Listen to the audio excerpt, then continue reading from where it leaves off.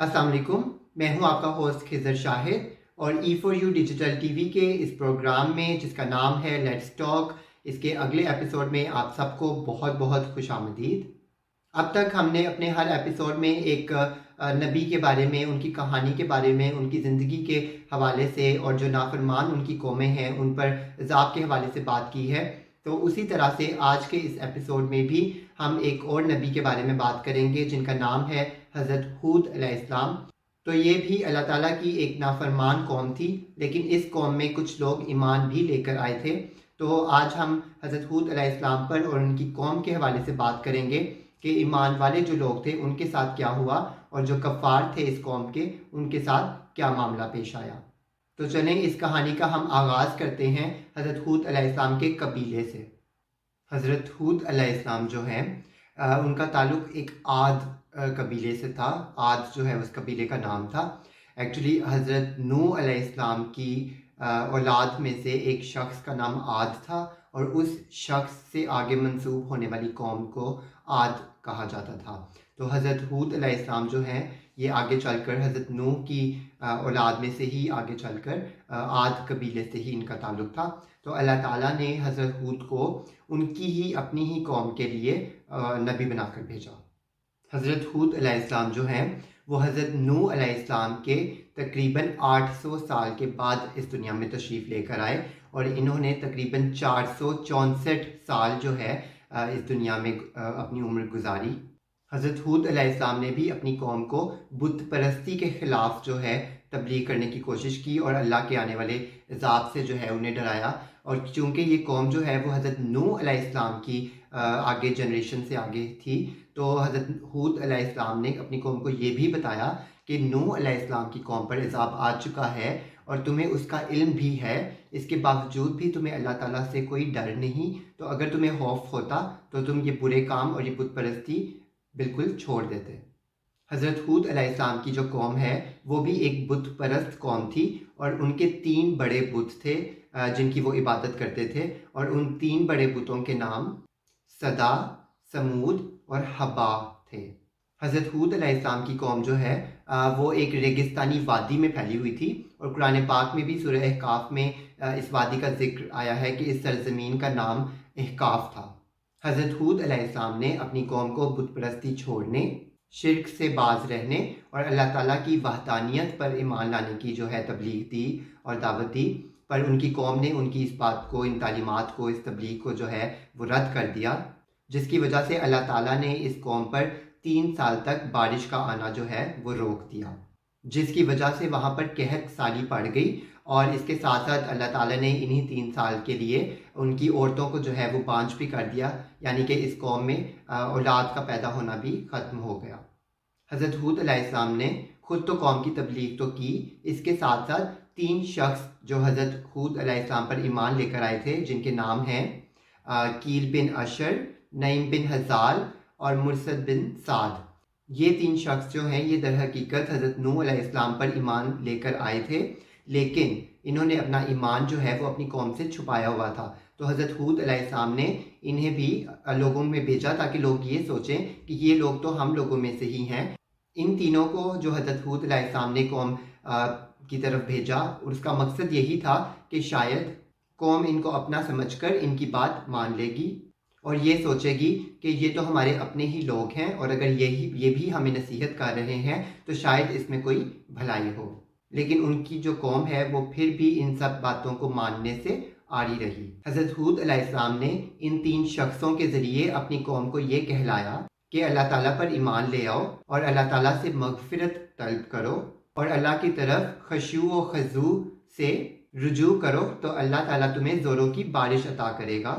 और तुम्हें कसीर माल अता करेगा और तुम्हें औलाद अता करेगा और तुम्हारे लिए बारिशों से नहरें और बागात बनाएगा और तुम्हें पहले से भी ज़्यादा ताकतवर बनाएगा। अल्लाह ताला ने इस कौम के लिए 3 साल तक बारिशों का आना बंद कर दिया था और इसी के साथ साथ इनकी औरतों को भी बांझ कर दिया था। इसी वजह से हज़रत हूद अलैहिस्सलाम ने उन 3 शख्सों के ज़रिए अपनी कौम से ये बातें कहलवाईं। वैसे तो दुनियावी नेमतों की कोई हैसियत नहीं, लेकिन इंसानी फितरत है कि वो दुनिया में रहने वाले और दुनियावी नेमतों को देखने की वजह से इनकी तरफ ज़्यादा रुग़बत करता है। और चूँकि वो लोग کھیتی باڑی اور باغبانی کے کام کرتے تھے، اس لیے ان کے لیے ان نعمتوں کا ہی ذکر کرنا مناسب تھا۔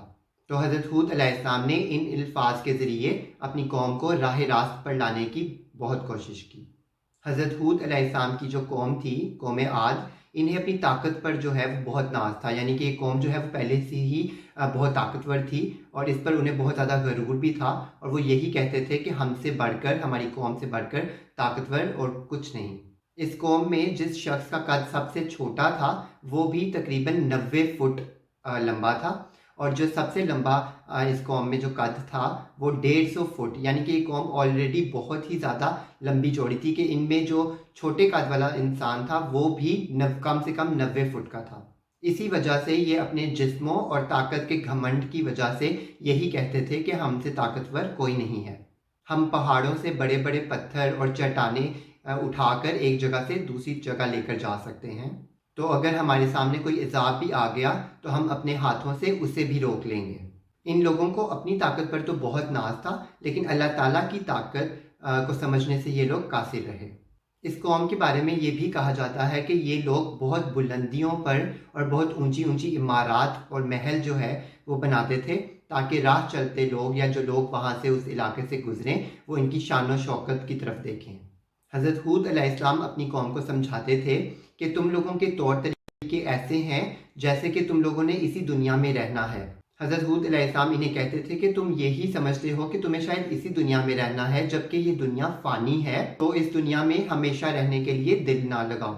اسی کے ساتھ ساتھ حضرت ہود علیہ السلام کی قوم جو ہے یہ بہت ظالم قسم کے لوگ بھی تھے، مطلب اگر یہ کسی کو کسی کی بھی وجہ سے اگر گرفتار کرتے تھے تو اس پر کوڑے برساتے تھے اور اسے تلواروں سے ضرب لگاتے تھے، یا پھر ظالموں کو ان پر مسلط کرتے تھے۔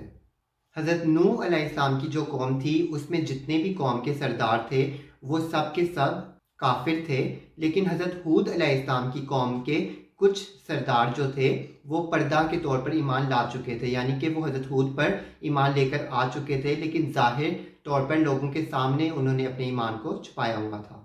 جس طرح سے حضرت نوح علیہ السلام کی قوم جو ہے وہ انہیں بیوقوف سمجھتی تھی کہ کوئی پانی نہیں اور کیچڑ بھی نہیں اور وہ ایک بہت بڑی کشتی جو ہے وہ بنا رہے ہیں، اسی طرح سے حضرت ہود علیہ السلام کی قوم بھی ان کو بیوقوف سمجھتی تھی، جس کے جواب میں حضرت ہود علیہ السلام اپنی قوم سے کہتے تھے کہ اے میری قوم، مجھے بیوقوفی سے کیا علاقہ، میں تو پروردگار عالم کا بھیجا ہوا رسول ہوں، میں تمہیں اپنے رب کے پیغامات پہنچاتا ہوں اور تمہارا خیر خواہ ہوں۔ بہت سے انبیاء کرام کو ان کی اپنی قوم نے بیوقوف اور گمراہ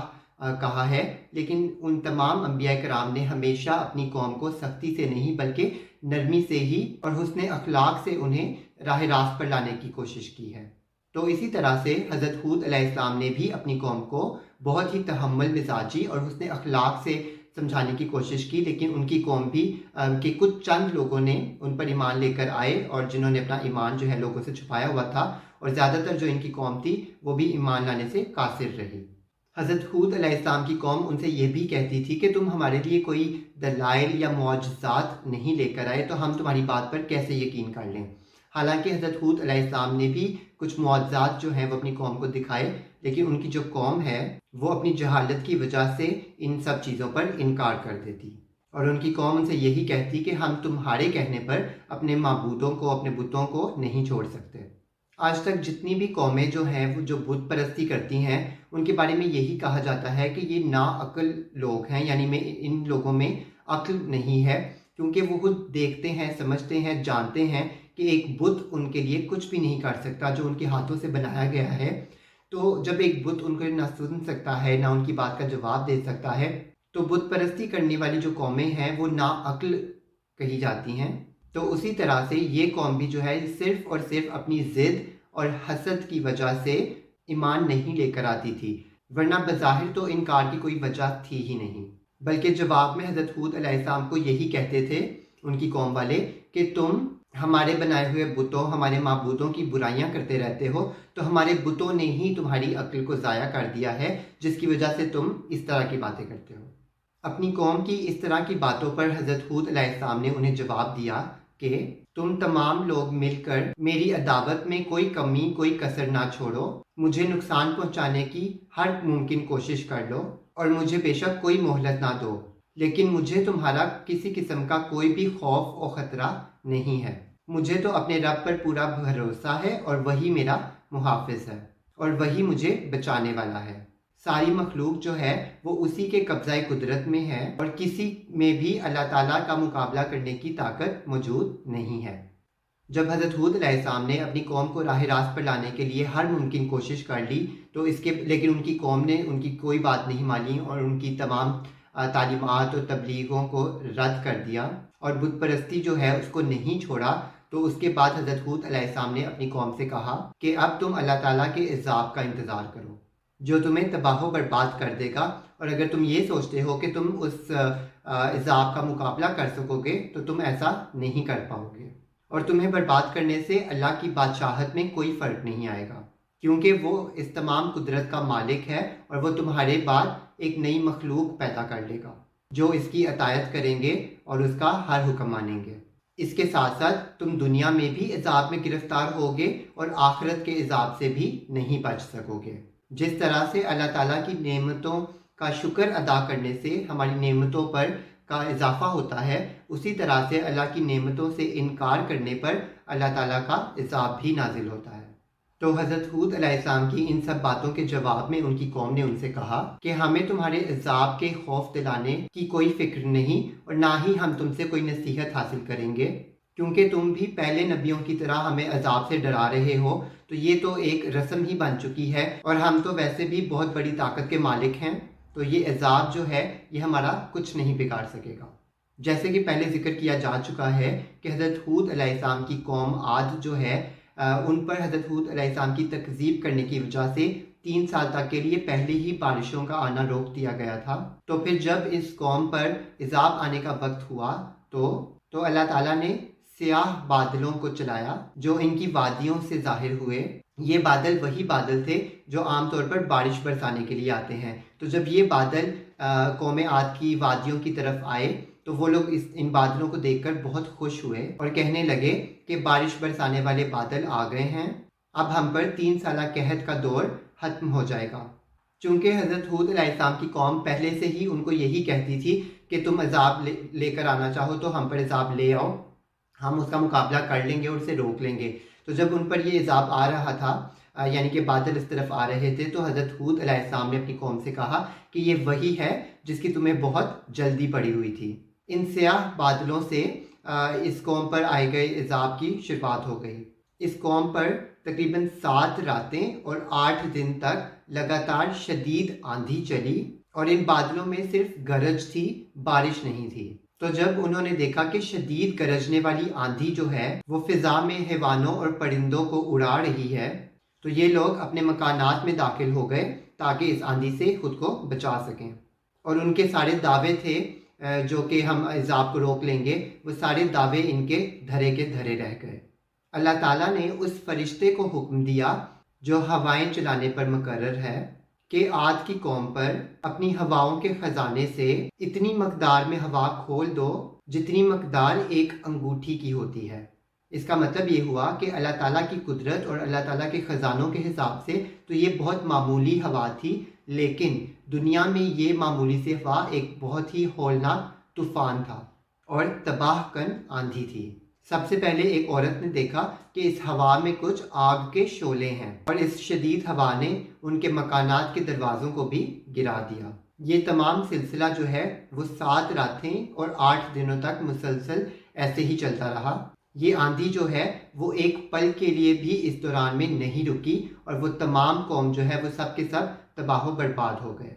بڑے بڑے قد والے، اپنی طاقت پر ناز کرنے والے جب اللہ تعالیٰ کی گرفت میں آئے تو ایسے برباد ہوئے کہ مرے ہوئے یوں نظر آ رہے تھے کہ جیسے کھجوروں کے تنے گرے ہوئے ہیں۔ جو لوگ مومن ہیں، ایمان والے لوگ ہیں اور جو اللہ تعالیٰ پر یقین رکھتے ہیں، ان پر اللہ تعالیٰ کبھی بھی عذاب نہیں لے کر آتا۔ اسی وجہ سے حضرت نوح علیہ السلام کی قوم پر بھی جب عذاب آیا تو جو ایمان والے لوگ تھے وہ ان کے ساتھ کشتی میں سوار ہو گئے تھے۔ اسی طرح سے حضرت لوط علیہ السلام کی قوم پر جب عذاب آیا تھا تو ان کے گھر والوں کو بھی اللہ تعالیٰ نے حکم دیا تھا کہ انہیں اپنے ساتھ یہاں سے لے کر چلے جائیں۔